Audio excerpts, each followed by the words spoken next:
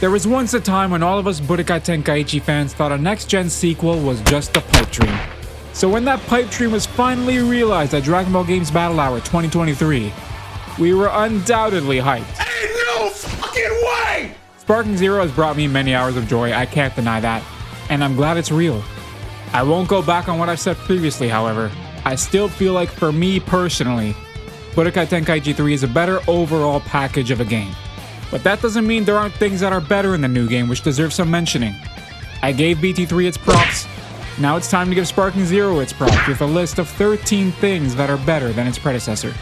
I really tried to get to 15, I just couldn't think of that many. The first and most obvious thing that is better is the graphics. I had to make this a point because it'd be silly not to. I do have to give props to the developers for making such a gorgeous looking game. I know there was a 17-year gap between the two games and we expect an upgrade in graphics, of course. But sometimes we take shit for granted. This stuff doesn't just materialize out of thin air. Hardworking people had to put a lot of time and effort to make the game look this nice. And I know some people are still gonna shit on it in the comments because it's not the game they were hoping for. But I'm sorry, you can't deny the game is pretty to look at.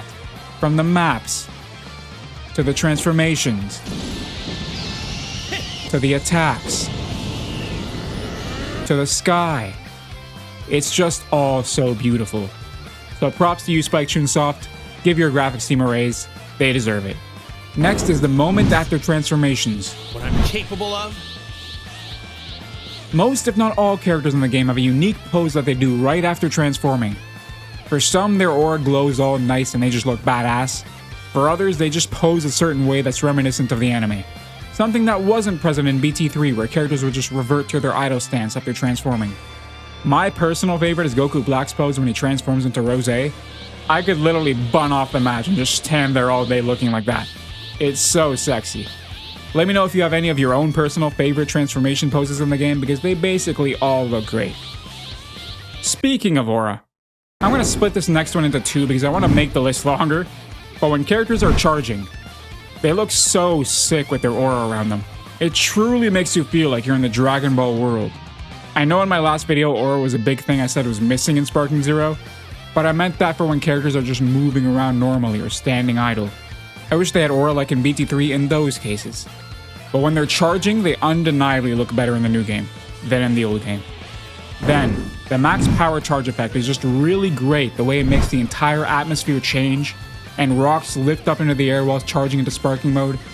If you're near some breakable objects, you'll break them when you reach max power. It's all really great. I do wish they were a little more detailed with how they designed this for certain characters though. Like I think Hercule shouldn't be changing the goddamn atmosphere when he charges to sparking mode. Nor should androids for that matter. I feel like if it was a little more selective with which characters could actually change the weather with their power, it would have made it feel even more special. Still, overall it's better than BT3, and I like how characters change stances when charging to max power as well. In BT3 they charge the same way throughout and it doesn't really feel too special. Next is stage destruction. Obviously BT3 could only do so much in terms of stage destruction with the technology that was available to them at the time, so no shade there whatsoever. And when I say stage destruction, I'm not talking about the map being destroyed because I know BT3 has more destructible maps than Sparking Zero before you comment that.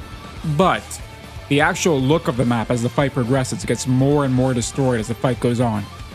Beams leave trails on the ground. If you smash somebody into the ground, their impact will leave a mini crater. And there are just overall more destructible objects in the new game, which make it feel more like Dragon Ball when you get sent flying through rocks or buildings. This is most evident and impressive on the city maps, where you can destroy parts of buildings and sometimes find yourself fighting inside them, which is dope. In BT3 it was basically either the entire building is destroyed, or not at all. And the World Tournament map being able to disperse the crowd and destroy the arena is also just so sick. I like how you can actually fight outside the arena. Definitely one of the best designed maps in any Dragon Ball game in my opinion. Fix the flimsy out of bounds issue though. My next point is bigger maps. Speaking of the maps, they're just so much bigger in Sparking Zero. And again, it really adds to the Dragon Ball feel when you can be so far from the opponent that you can barely see them. Then in a flash, you're right next to them. It really is cool, and one of the most satisfying things to do for me is Dragon Dash next to an opponent across the map. When I would try to rise to the top of the map to launch an attack, the ceiling felt disappointingly low and would often leave me wishing we had bigger maps. So I'm glad we got that in Sparking Zero. But for the love of God, fix the issue with the edge of the maps. Fighting there just feels like fighting in quicksand. My next point is the animations after super attacks. Something very subtle and low-key, and if you play ranked often you probably wouldn't even notice because you're so quick to keep moving. But after a character finishes a blast or even rush attack, the character's animation continues with a certain pose or they linger their arms depending on the character and the attack. I just really like little details like this. Like how Buhan gives the middle finger after firing his Kamehameha. I always like how Goku lingers after his Kamehamehas. And Great Saiyaman's poses after his attacks. And so many others that just make the fight feel more dramatic. Next is movement. Now before those of you BT3 pros kill me, I don't mean that movement overall in combat is better in this game. I just mean I prefer the way the step movements sound and feel in the new game as opposed to BT3. Not necessarily how they function, because sometimes when playing ranked it becomes a sidestep hoedown and I hate it. And I do agree that the way movement is implemented is better gameplay wise in BT3. This is me trying to find ways to give Sparking Zero points. I also really prefer when you're just drag and dashing around the map better in Sparking Zero than in BT3, where it just seems so stiff. In Sparking it feels a lot more dynamic and the aura just makes it look nicer, plus it feels a lot smoother and less rigid. Next is unique grabs. There are 10 unique grabs in this game, where certain characters' grabs will change into something different if they're fighting a specific character to match a moment from the anime. I know in my last video I said the regular grabs were overall better in BT3 than Sparking Zero, and I stand by that. But I can't deny how cool it is that we have unique grabs here. It adds a bit of sauce to the game, something I wish we had a bit more of. My personal favorite is Super Saiyan 3 Goku's grab against Fat Boo. I just like how he grabs the horn of that fat blob. Next are unique interactions. Obviously BT3 has many unique interactions of their own, and they did a very good job of making a lot of the characters that you'd want to have unique interactions have them. Though it sometimes felt a little cut short in that game. Like they rarely say more than a couple words. You wanna fight me again? Maybe because of the way the intro animations were programmed, they only had a certain amount of time, I don't know. In Sparking Zero, not only are there unique interactions that don't exist in the previous game, like future Gohan and Piccolo now have one where they didn't in BT3, Let's resume our training then, Gohan. and Raditz and Goten, and I could give a bunch more examples. Oh, I remember you, Gohan. You're Kakarot's whiny little brat. You're thinking of my big brother.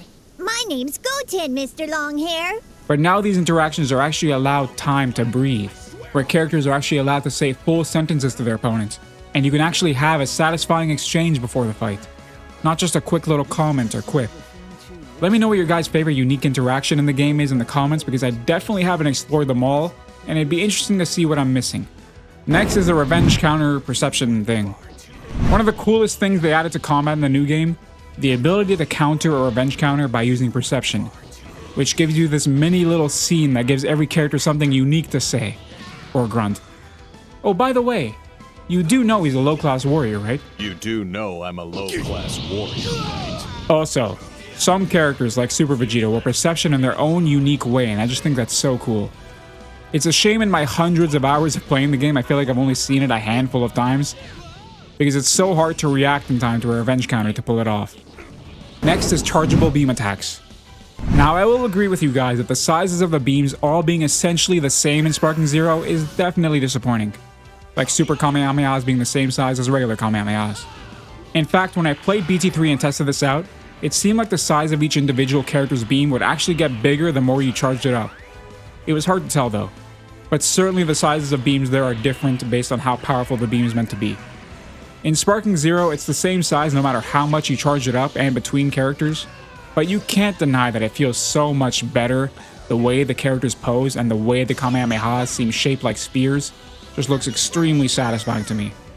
Plus the aura some characters give off when they're charging it up just adds to the coolness and Dragon Ball feel, which after all is the game we're playing. And finally, I have beam deflections. One of the only things that Sparking Zero added gameplay-wise that is not in BT3, that I believe is just a hands-down great addition in every way, is the ability to deflect beams and blasts at the cost of skill points. Like genuinely, what's cooler than deflecting a blast from an opponent? And it well and truly makes you feel like you're playing Dragon Ball when you actually pull it off. which I rarely do because again, like revenge counters, it's easy to forget that's even an option when somebody is firing a blast at you. But when you do land it, oh, do you feel saucy. Well, there you have it, 13 things that are better in Sparking Zero than in Budokai Tenkaichi 3. I'm sure there's things that I missed. Leave your picks down below for what you think is better in the new game than Budokai Tenkaichi 3. Let's get this list up to 15 points. I didn't want people to think I hated Sparking Zero just because I made some videos saying how I think BT3 is better. I still think Sparking Zero is great. Just for me, not as great. But it's still got a lot of good points and that's why I wanted to make this video. With that being said, if you made it to the end, you know what to do. Like the video, subscribe if you're new, hit the join button if you want to support me a different kind of way, it would mean the world. Get ready for a buttload of Bleach Rebirth of Souls content. I'm recording this a couple days before the game releases, it looks amazing. With that being said, I love you all, take it easy, and peace.